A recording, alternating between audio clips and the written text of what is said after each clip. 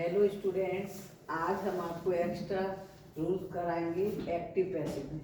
तो देखिए, active passive में अगर ऑक्सिलरी वर्ब हो तो ऑक्सिलरी वर्ब में आता है can, could, make, might, must, should, would. ये सब क्रियाएं auxiliary verb, modal verb, link verb कहलाती हैं। तो अगर ये सब क्रियाएं हैं तो सब्जेक्ट के बाद इनका प्रयोग करेंगे। फिर be, third form, complement, by, object, time. जैसे you can repeat this word, तो अब दिस वर्ड से स्टार्ट होगा। This word can be repeated by you. Someone, somebody, everyone, everybody अगर सब्जेक्ट हो तो सब्जेक्ट के बाद जो ऑब्जेक्ट से सब्जेक्ट बनेगा helping verb, third form, complement, by. अब हमारा जो ऑब्जेक्ट है यही शब्द बनेंगे, इनमें कोई परिवर्तन नहीं होगा। अगर सब्जेक्ट समवन है तो ऑब्जेक्ट भी समवन बनेगा। एवरीवन या एवरीबॉडी है तो वह होगा।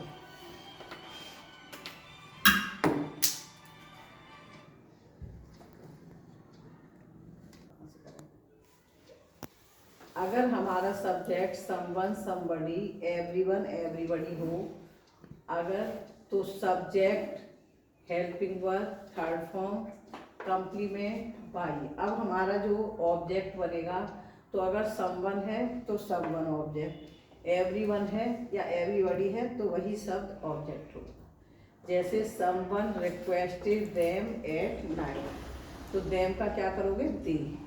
दे वर रिक्वेस्टेड बाई समवन और लास्ट में time at night.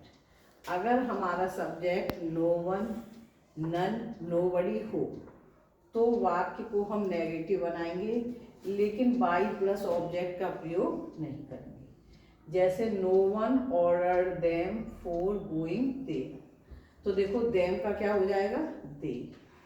They were not ordered for going there. अब आप कहेंगे कि नो वन को क्यों नहीं बनाया? क्योंकि नो वन की जगह ये वाक्य हमारा क्या हो गया है? नेगेटिव, तो इसमें ऑब्जेक्ट लगाने की जरूरत नहीं। अगर हमारी helping verb has to, have to है तो सब्जेक्ट के बाद has to, have to, be और वर्ब की थर्ड फॉर्म। जब हैज टू, हैव टू होता है तब फर्स्ट फॉर्म होती है, लेकिन जब पैसिव में हैज टू भी हो जाएगा तब फर्स्ट की जगह थर्ड फॉर्म का प्रयोग होगा। Complement, by, object, time. जैसे you have to learn the lesson in the class, तो the lesson has to be learn in the class by you.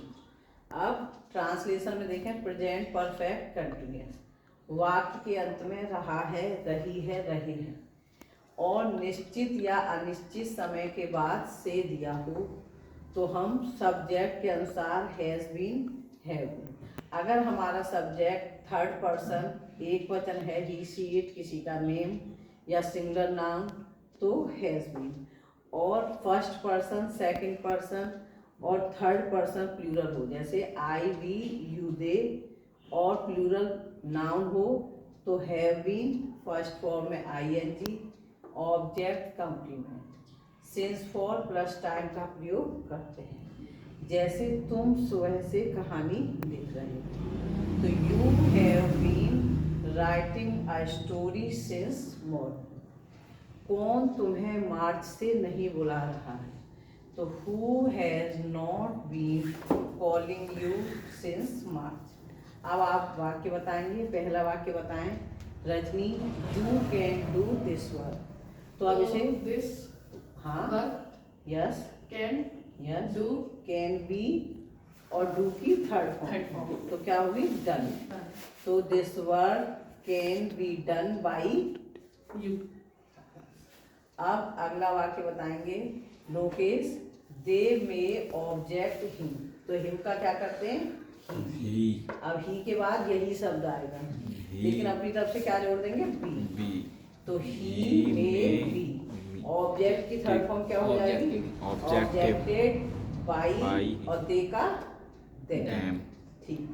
अब आप बताएंगे Hitesh, who has to play cricket, तो who को किस में बदलते हैं सदैव? By whom. By whom। फिर हैज फिर क्रिकेट यस, Played लेकिन नहीं, अब थोड़ी सी मिस्टेक हो गई बच्चों, ये हैज टू एक साथ आएगा इसमें, है ना। By whom Has to has cricket to be, है ना। टू बी आएगा लेकिन पहले हैज आएगा, फिर क्रिकेट के बाद टू बी। तो by whom has cricket to be play की थर्ड फॉर्म प्लेड बिल्कुल सही। आप देखो, रचना मई से कहानी कह रही है, तो रचना क्या है, एक वचन।